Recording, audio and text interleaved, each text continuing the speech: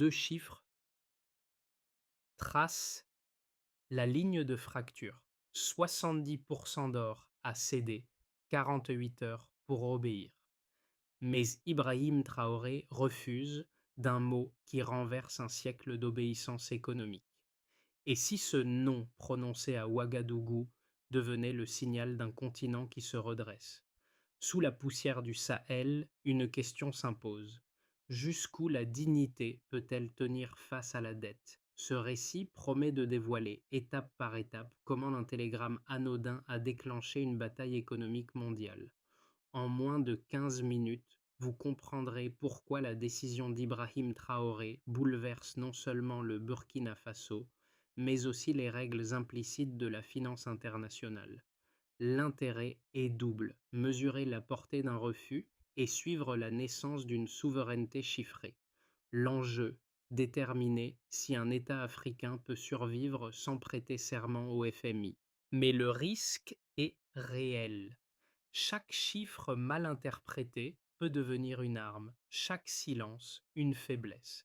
C'est pourquoi nous suivrons un fil rigoureux, des faits vérifiables, des séquences temporelles précises, des décisions mesurées. Ici, pas de mythe, seulement des données, des actes et des conséquences. À la fin, il restera une certitude: un simple non peut redessiner la carte du pouvoir. Et si la leçon d'un capitaine de 35 ans pouvait servir à réévaluer notre propre idée de la liberté? La révélation tombe à 6h30, un mardi d'août 2025.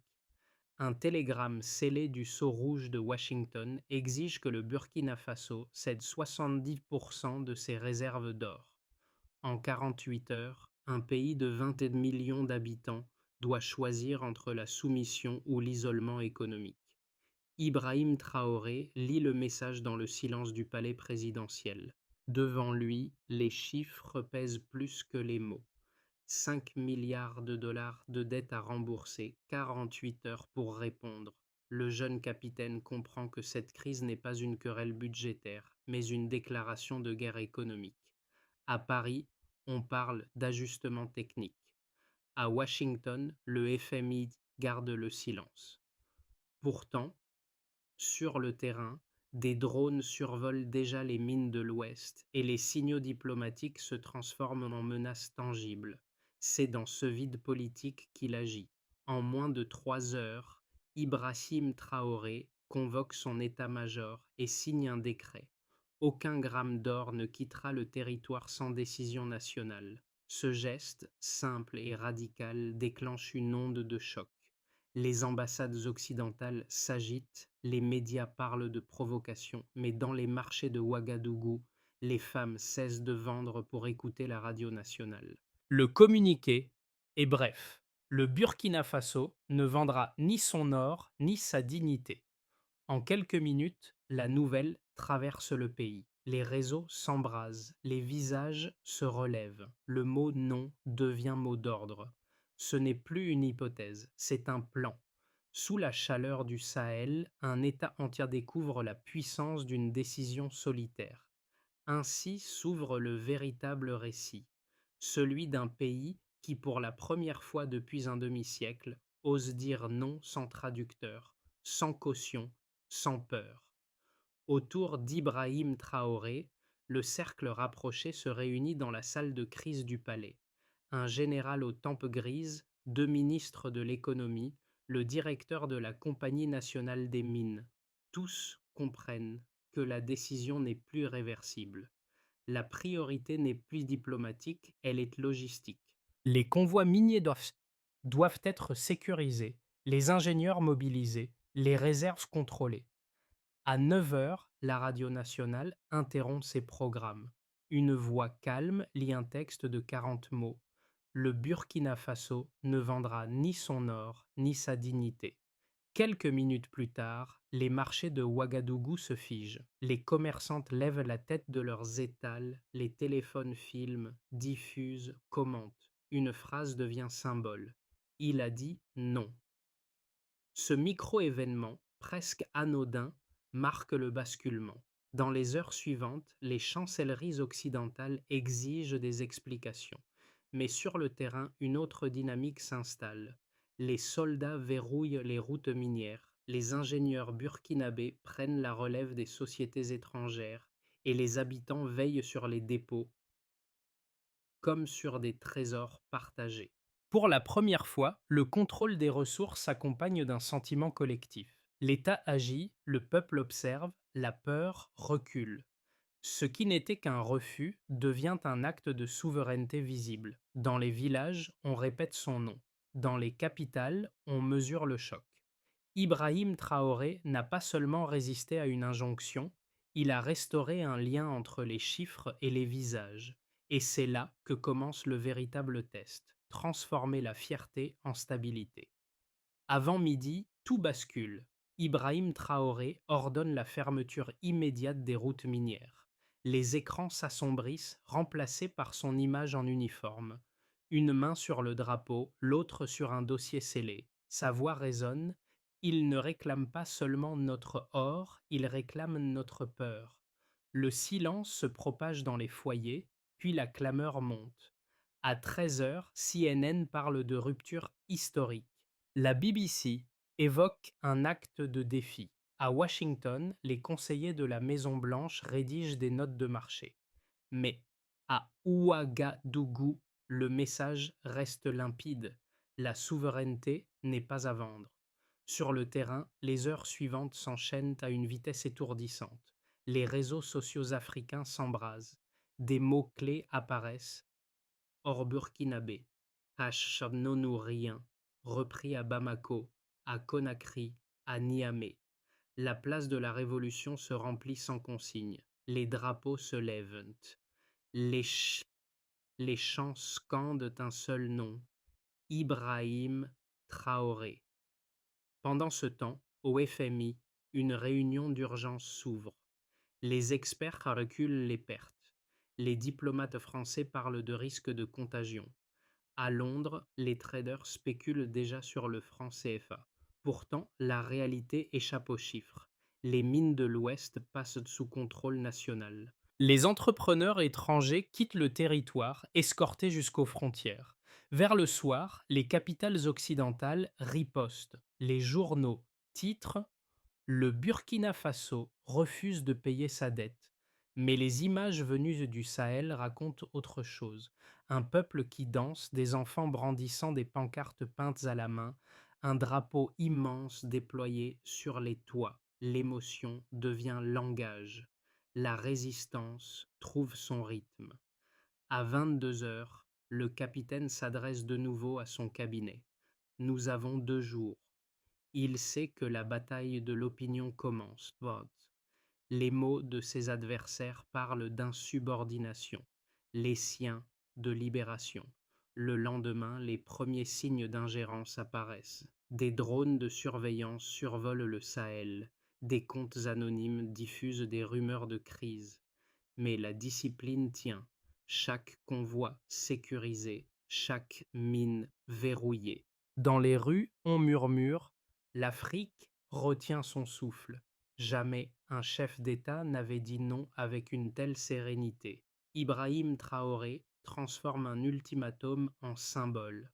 Son pari n'est pas idéologique, c'est un protocole de résistance mesurable. Chaque heure gagnée est une preuve que la dépendance peut reculer.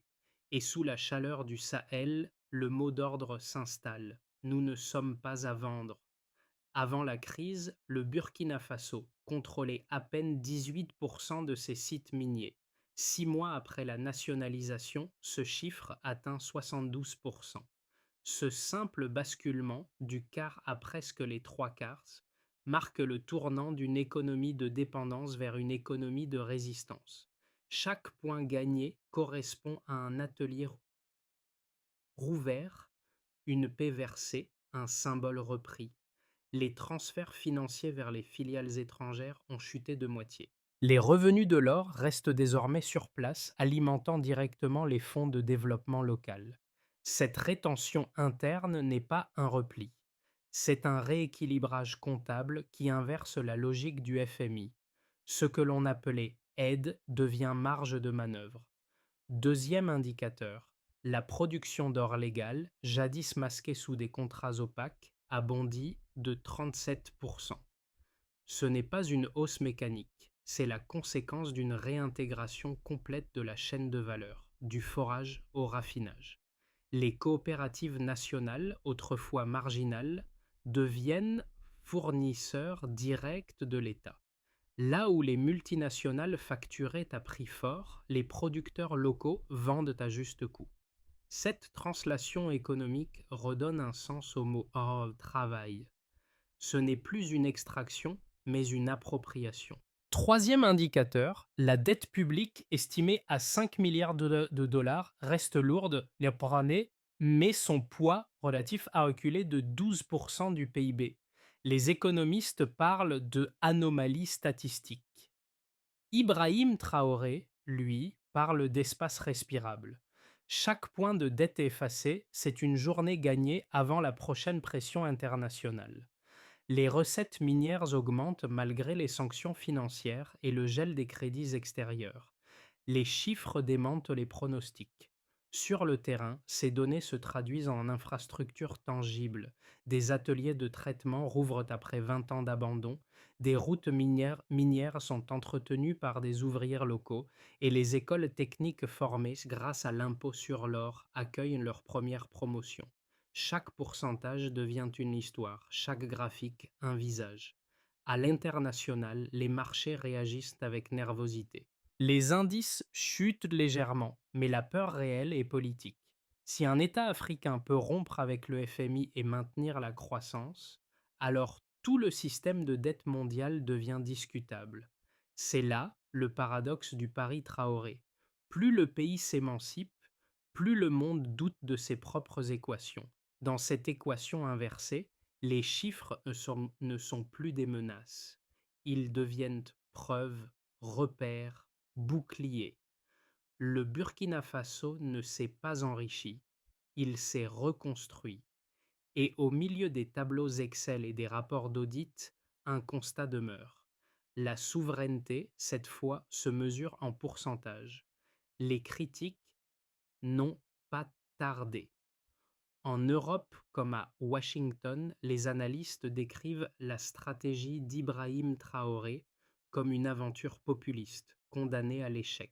Selon eux, rompre avec le FMI, c'est condamner un pays à l'asphyxie financière. Sans soutien extérieur, disent-ils, aucun État africain ne peut tenir plus de 6 mois sans sombrer dans l'hyperinflation. Le premier argument repose sur un constat ancien. Les économies du Sahel dépendent des subventions, donc de la stabilité monétaire garantie par l'Occident. Mais cette équation ne tient plus. En 4 mois, le Burkina Faso a trouvé 3 alternatives concrètes. Une coopération minière avec la Guinée, un financement bilatéral avec le Mali et une ligne de crédit en yuan numérique avec la Chine. Aucune de ces options ne transite par Washington ni par Paris. Les flux sont modestes mais réguliers. La monnaie circule, les salaires tombent. Le pays prouve qu'un autre circuit est possible. Deuxième argument, les sanctions couperont le Burkina Faso des marchés mondiaux. C'est partiellement vrai. Les échanges avec les pays du G7 ont chuté de 60%, mais le vide s'est comblé par les corridors africains. Les camions du Niger, du Tchad et du Mali transportent désormais les minerais nationalisés. Les circuits régionaux reprennent vie. Là où l'Occident voit une fracture, l'Afrique perçoit une reconnexion. Les économistes parlent de effet Traoré, une dynamique de substitution interne. Enfin, les sceptiques doutent de la popularité du capitaine, la qualifiant d'illusion médiatique. Pourtant, un sondage indépendant du Centre panafricain d'études sociales indique que 68% des Burkinabés voient son refus comme un acte de fierté nationale. Les chiffres confirment ce que les rues scandent. Nous ne sommes pas à vendre. Face aux arguments adverses, les faits parlent d'eux-mêmes. Ibrahim Traoré n'a pas inversé les lois du marché. Il a seulement démontré qu'un pays peut exister sans permission. Touchez le Burkina Faso et vous nous touchez tous. Cette phrase, prononcée à midi à Ouagadougou, scelle l'alliance. 3 avions militaires atterrissent discrètement. Mali, Niger, Guinée, aucune arme lourde, seulement des officiers venus signifier leur présence. En un instant, l'ultimatum américain devient manifeste panafricain. Les caméras étrangères filment sans comprendre. Pour elles, ce n'est qu'un geste symbolique. Mais sur le sol du Sahel, il se passe autre chose.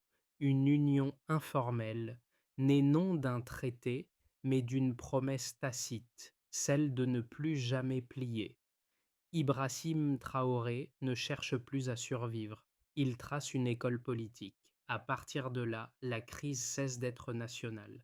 Elle devient continentale. Les diplomates parlent de l'effet de contamination.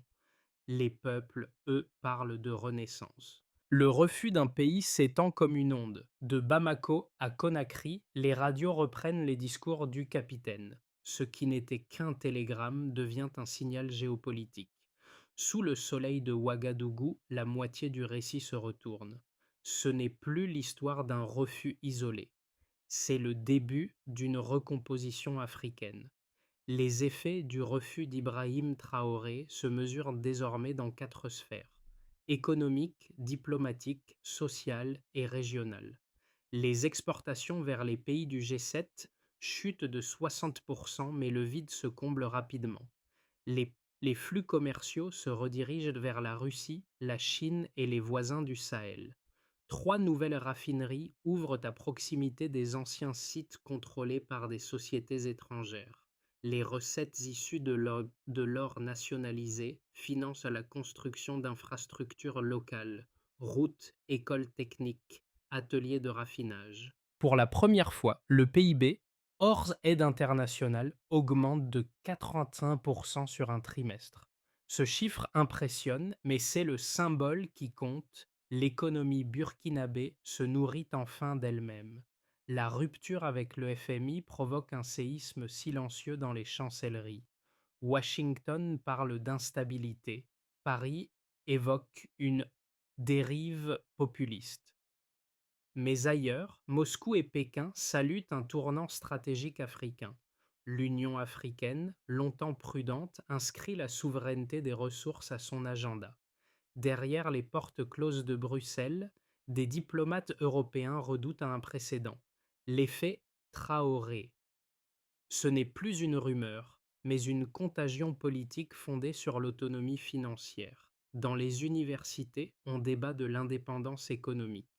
Les femmes des marchés de Bobo Dioulasso créent des coopératives pour sécuriser la nourriture des mineurs.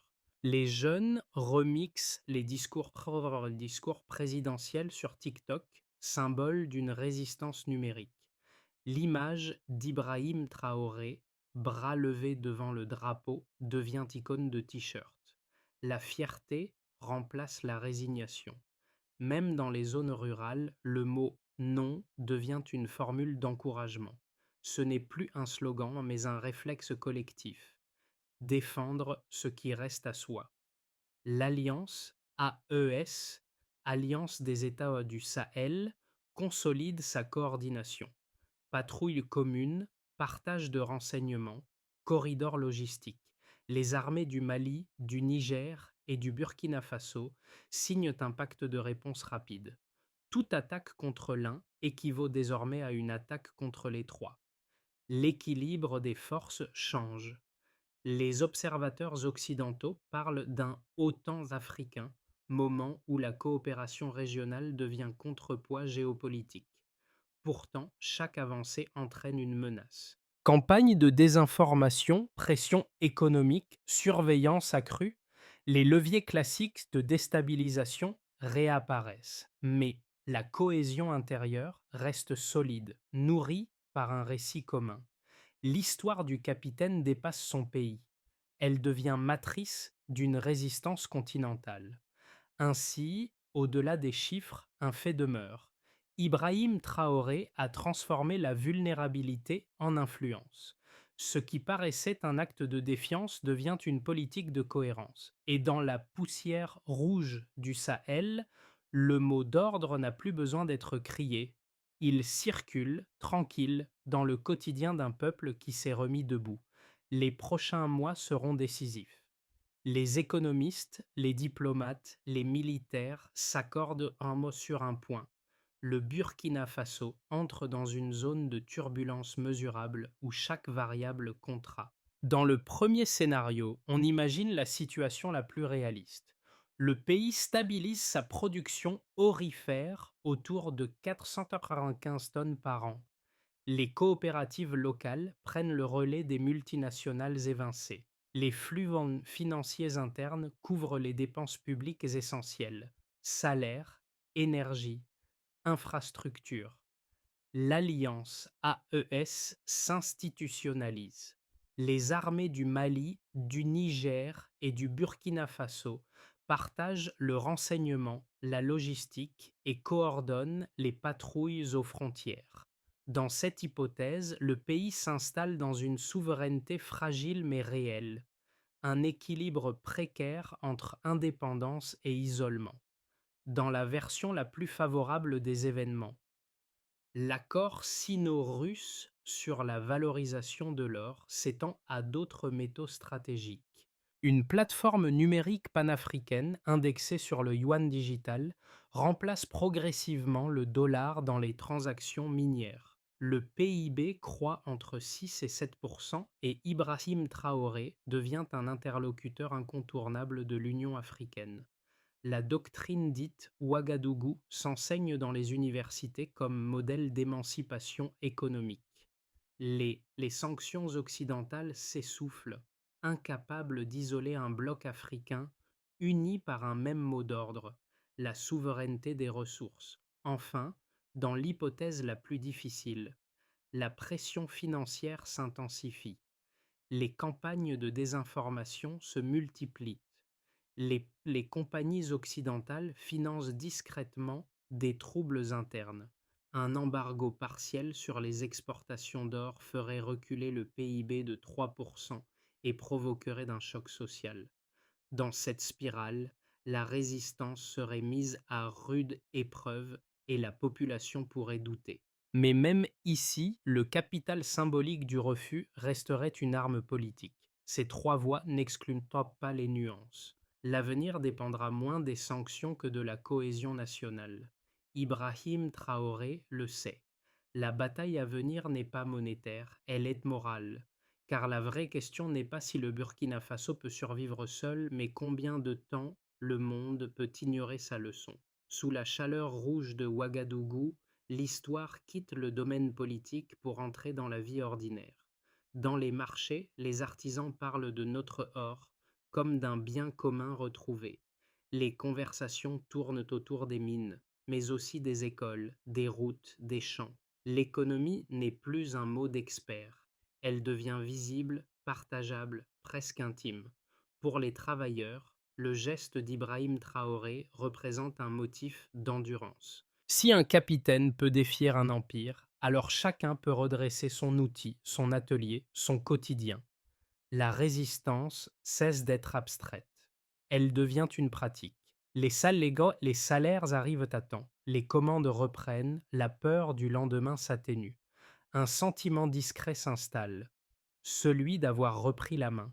Pour les étudiants, c'est une promesse d'avenir. Les universités organisent des débats sur l'économie souveraine. Les cours de géopolitique se remplissent. Les jeunes traduisent les discours présidentiels en vidéo, en remix, en slogans graphiques.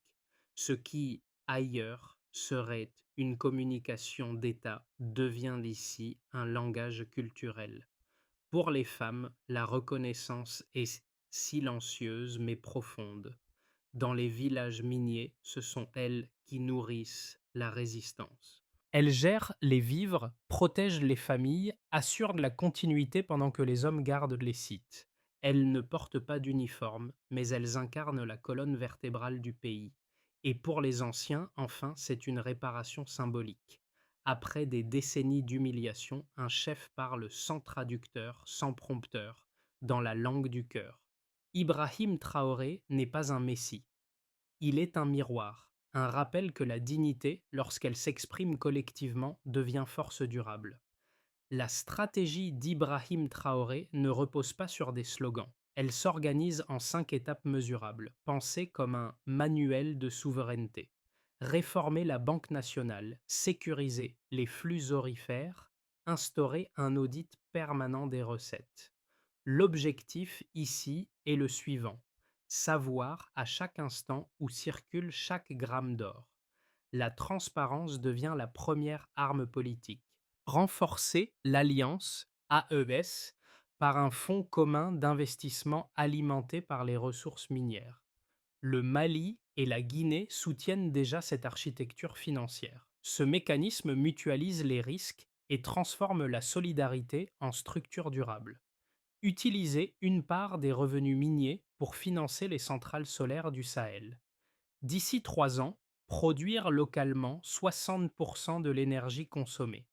Chaque kilowatt gagné réduit la dépendance aux importations et fortifie l'autonomie.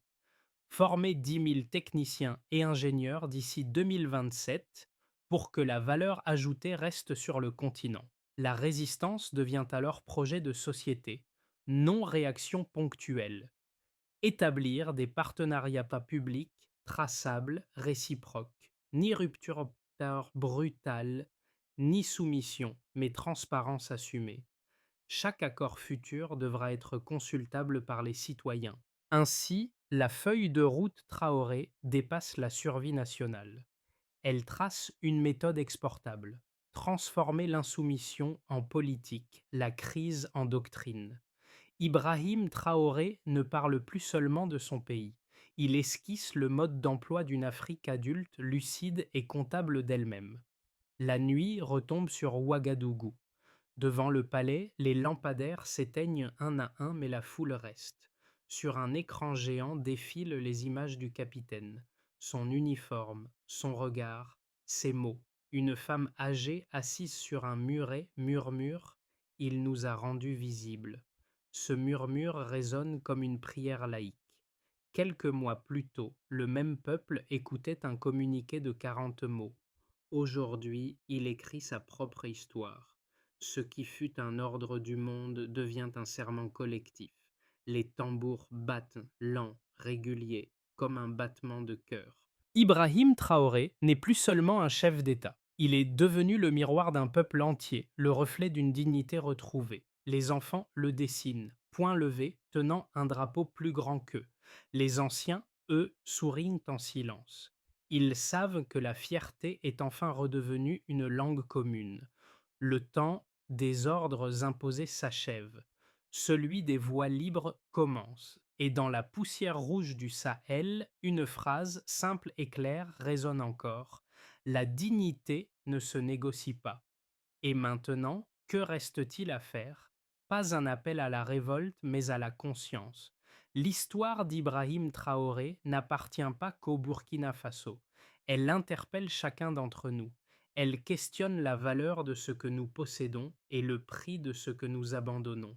Nos terres, nos savoirs, nos voix, tout cela compose notre richesse réelle. À l'heure où les cartes du monde se redessinent, l'Afrique n'a plus besoin d'autorisation pour exister, seulement de confiance pour s'affirmer.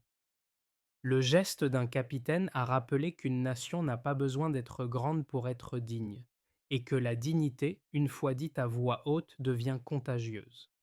Alors, partagez cette histoire, discutez-la, contredisez-la s'il le faut, parce qu'un dialogue, même fragile, vaut mieux qu'un silence imposé. Un jour, peut-être, au-delà des frontières, quelqu'un se souviendra qu'ici, un homme a tenu tête à un empire et a dit simplement non. Et ce jour-là, la conversation commencera vraiment.